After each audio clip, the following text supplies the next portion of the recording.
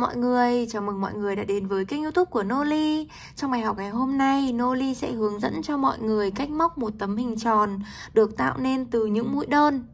Đầu tiên các bạn cần chuẩn bị cho Noli một cuộn len sợi và một cây kim móc phù hợp với sợi len đó. Các bạn sẽ gây cho Noli một vòng tròn ma thuật. Cách tạo vòng tròn ma thuật như sau. Chúng ta sẽ cầm đầu ngắn của sợi len ở phía tay cầm kim móc và đầu dài nối liền với cuộn len ở phía tay còn lại. Các bạn sẽ dùng ngón trỏ như thế này, quay một vòng xung quanh ngón trỏ, giữ lại bởi ngón tay cái. Các bạn sẽ dùng kim móc đâm vào vòng tròn. Sau đó thì chúng ta sẽ kéo len lên, rút ngón tay trỏ ra. Các bạn sẽ giữ lại bởi ngón giữa và ngón cái. Chúng ta sẽ lên một mũi móc xích. Đây chính là chiều cao của mũi đơn. Bây giờ mình sẽ hướng dẫn cho các bạn móc hàng đầu tiên của tấm móc hình tròn nhé. Với vòng tròn ma thuật như thế này, các bạn sẽ móc cho mình là 6 mũi đơn móc vào vòng tròn ma thuật.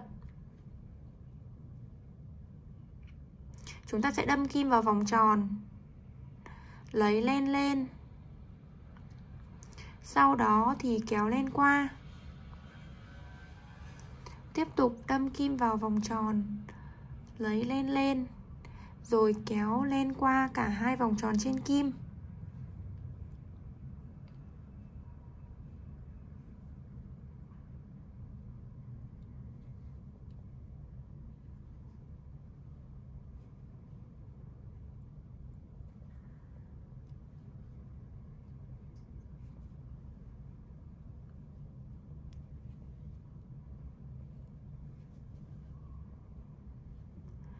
Như vậy là chúng ta đã móc được 6 mũi đơn vào vòng tròn ma thuật.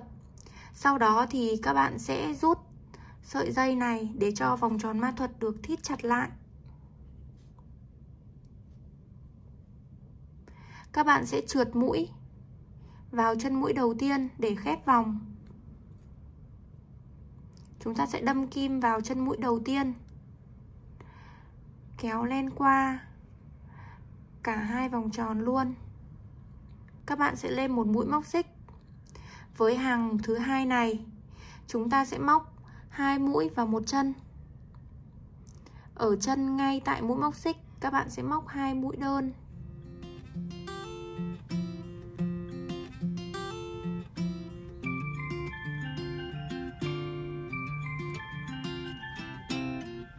Tiếp tục chân kế bên, chúng ta cũng móc là 2 mũi đơn.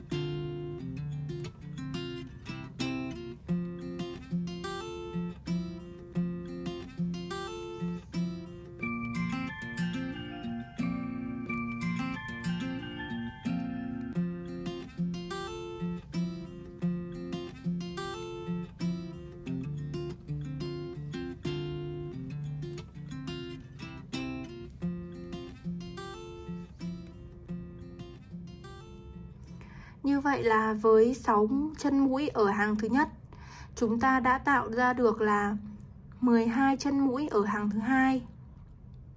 Các bạn tiếp tục trượt mũi, kéo len qua. Chúng ta lại lên một mũi móc xích, đâm kim vào chân thứ nhất. Chúng ta sẽ móc một mũi đơn. Ở chân thứ hai các bạn móc 2 mũi đơn. Ở chân thứ ba các bạn móc một mũi đơn. Ở chân thứ tư các bạn móc 2 mũi đơn. Như vậy là chúng ta cứ móc một mũi đơn, chúng ta lại tăng một mũi. Cụ thể như sau. Ở ngay chân mũi móc xích, các bạn sẽ móc một mũi đơn. Ở chân kế bên chúng ta sẽ móc 2 mũi móc đơn.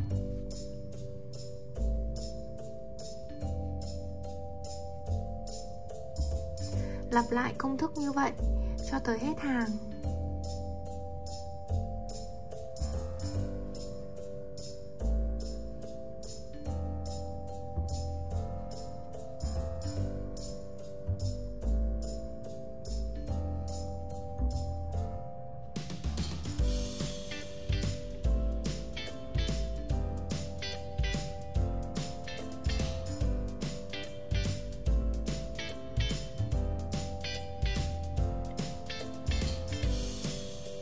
Từ chân mũi cuối cùng, các bạn sẽ móc 2 mũi đơn vào một chân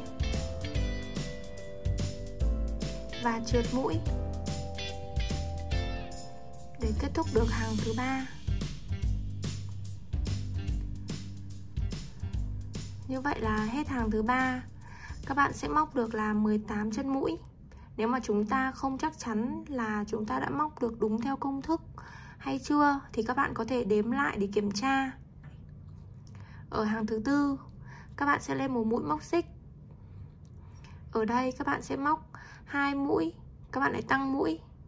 2 mũi đơn, chúng ta lại tăng một mũi. Khác với hàng thứ 3 thì các bạn sẽ móc một mũi đơn thì các bạn tăng mũi.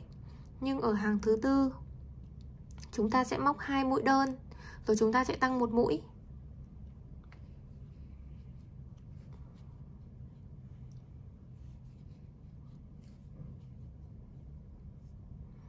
Đây chúng ta sẽ móc mũi tăng này.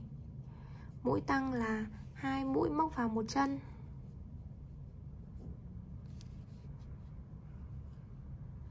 Một, 2, tăng mũi.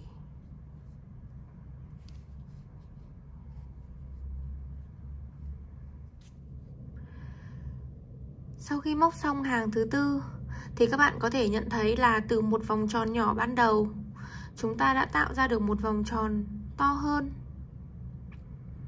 Ở hàng thứ 5 các bạn sẽ lên một mũi móc xích. Sau đó thì chúng ta sẽ móc theo công thức như sau. Các bạn sẽ móc 3 mũi đơn vào 3 chân. Sau đó thì tăng mũi. 3 mũi đơn, tăng mũi. Lặp lại cho tới hết hàng.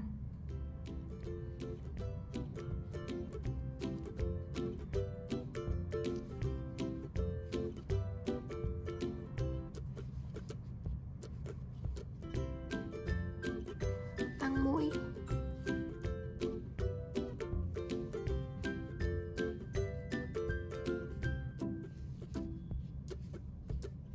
Một, 2, 3, tăng mũi.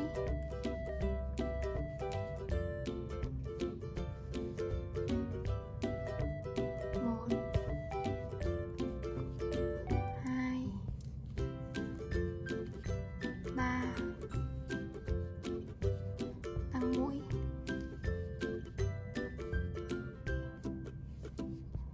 Chúng ta sẽ có 6 lần tăng mũi như thế này. Ở chân mũi cuối cùng, chúng ta sẽ móc 2 mũi móc vào một chân và trượt mũi để kết thúc hàng.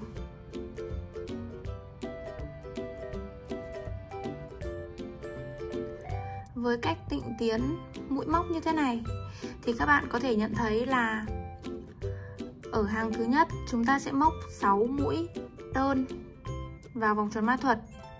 Ở hàng thứ hai chúng ta sẽ móc mỗi một chân mũi, các bạn móc 2 mũi là tạo được 12 mũi.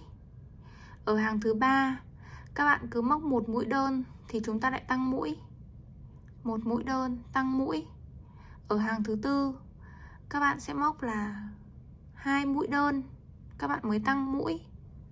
2 mũi đơn, tăng mũi.